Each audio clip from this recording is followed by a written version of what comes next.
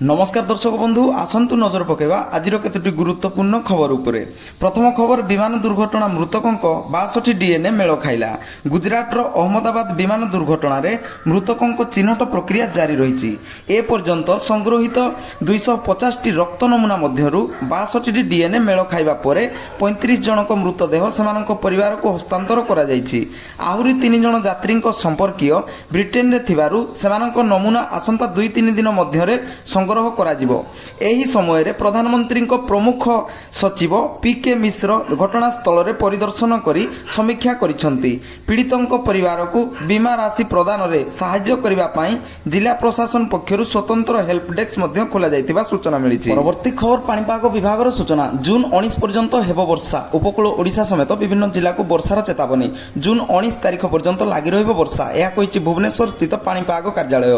अनेक स्थान रे वज्रपात और पवनर मध्य आशंका रही। एवं अनुकूल स्थिति जो पश्चिम ओडिशा मौसुमी वायु हेब अग्रसर। आसंता 24 घंटा मध्य ओडिशा और गुजरात केतेक स्थान को अग्रसर हेब वर्षा बोली सूचना मिली। परवर्ती खबर व्यापुछि झाड़ाबांती।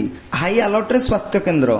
राज्यर प्राय 9 जिले में व्यापिलाणी झाड़ाबांती। सबुठारु अधिक प्रभावित होइछि जाजपुर जिला।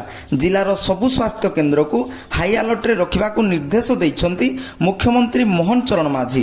कटक एसीबी डाक्तरखाना को मध्य प्रस्तुत रखा जाइतिबा जना पड़ी।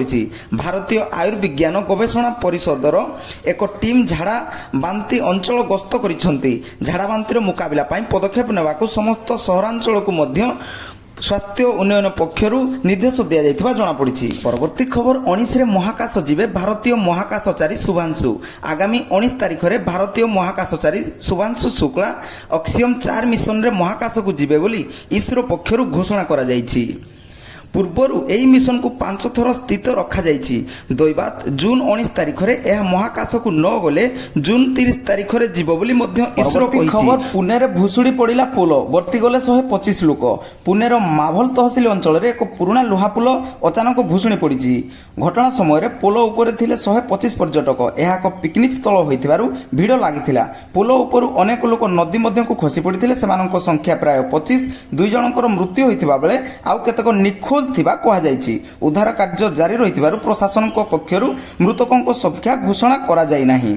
एबे प्राय 32 जन आहत होइथिबा कहा जायछि। परवर्ती खबर केदारनाथ रे हेलिकॉप्टर दुर्घटना। 7 मृत। केदारनाथ रे पुणी होइछि हेलिकॉप्टर दुर्घटना। रविवार सकाळ 5:30 रे घटिछि एही दुर्घटना। केदारनाथ रु हेलिकॉप्टर गुप्त काशी जाउथिबा बेले दुर्घटनाग्रस्त होइछि। खराब पाग जुगु पायलट नियंत्रण हराइथिले। हेलिकॉप्टर रे 5 जन पर्यटक पायलट और केदारनाथ मंदिर कमिटीर जड़े कर्मचारी थिले। उत्तराखंड मुख्यमंत्री पुष्कर सिंह धामी घटनार उच्चस्तरीय कमिटी द्वारा तदंत निर्देश जारी रखिछंती।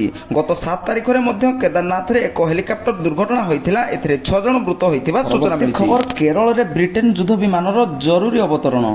केरल तिरुअनंतपुरम विमान बंदर रे घटिछि एही घटना। भारत महासागर रे एक जहाजर ब्रिटिश रॉयल वायुसेनार F-35 विमान उड़ान भरिथिला।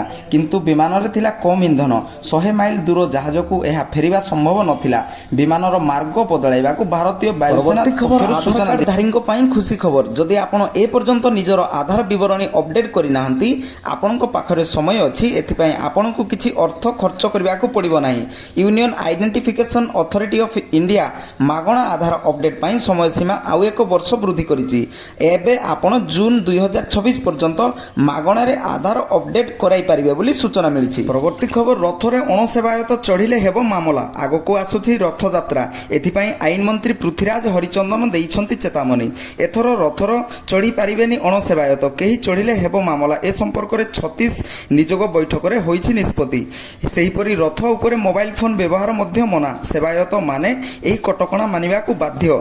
3 ठाकुरंक पहंडी ठारू आरंभ करी सबु नीति पालन पई सेवायतंक तालिका हेबो। आईन श्रृंखला रक्षा को गुरुत्व दिया जिवो बोली सूचना मिलिछि। वीडियोटी शेष पर्यंत देखिथिबारु बहुत बहुत धन्यवाद। वीडियोटी भल लागिले गुटे लाइक करबा सहित हम चैनल को नुआइतले सब्सक्राइब कर नियंतु। जय जगन्नाथ।